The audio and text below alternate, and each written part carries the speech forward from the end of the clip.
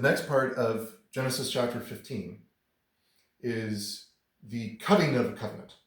And that is the figure of speech in Hebrew, to cut a covenant. You're like, well, what does that entail? Something has to die. Yes! Very much. Quite a few things, actually. So God speaks to Abram and he says, bring me a heifer 3 years old, a female goat 3 years old, a ram 3 years old, a turtle dove, and a young pigeon. So Abram brings all these animals and he cuts them in half.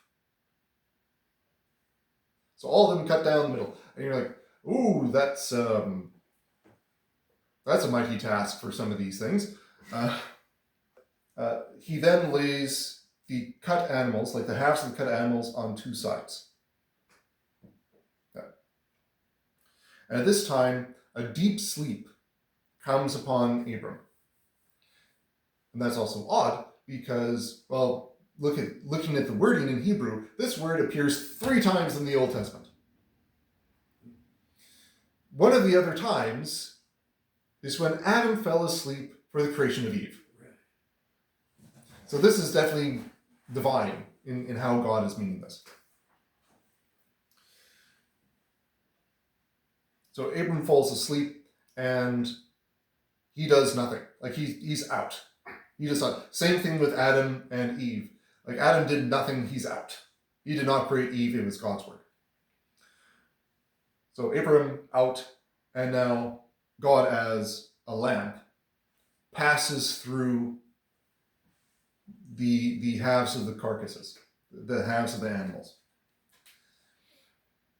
Well, I should say a smoking pot and a flaming torch passes through these things.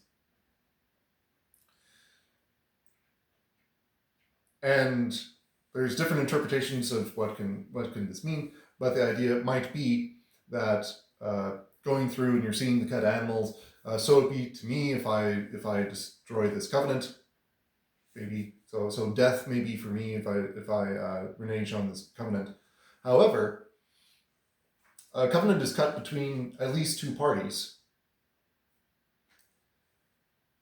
Is Abram actually engaging in the promise here? No, he's out of it. He's there. Yeah, like God is saying, this is going to happen to me if I renege on it. Well, it's also, God is saying, it will happen to me if Abram and his descendants renege on it. So God has to pay the price for whoever breaks this. That's serious. Yes. As serious as, say, crucifying the Son of God upon the cross for the forgiveness of all sins, aka breaking the covenant of God. Yeah. So God is himself taking this upon himself, our sinfulness upon himself in this covenant. And then there's also a small promise here where he's saying afterwards to Abraham, once Abraham is awake, to your offspring I give this land, so the land of Israel, from the river of Egypt to the great river, the river Euphrates. And we're like, wait a second, Israel never quite got to be that big. And it's like, no, it didn't. So theoretically, the territory could actually be even more than what it was under King David and King Solomon at the height of the land area under the kingship.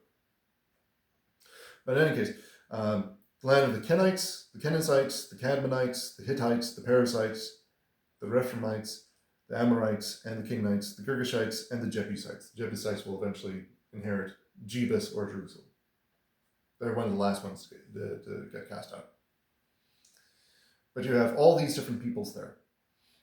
So the Lord is promising to Abram, I am going to remove these people from the land. And when does that actually happen? Or maybe a better question is, when does this begin to happen?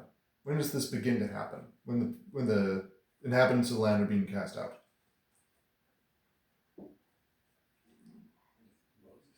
Yes, with Moses, because they're coming in and inheriting the promised land. So how long after Abraham is Moses?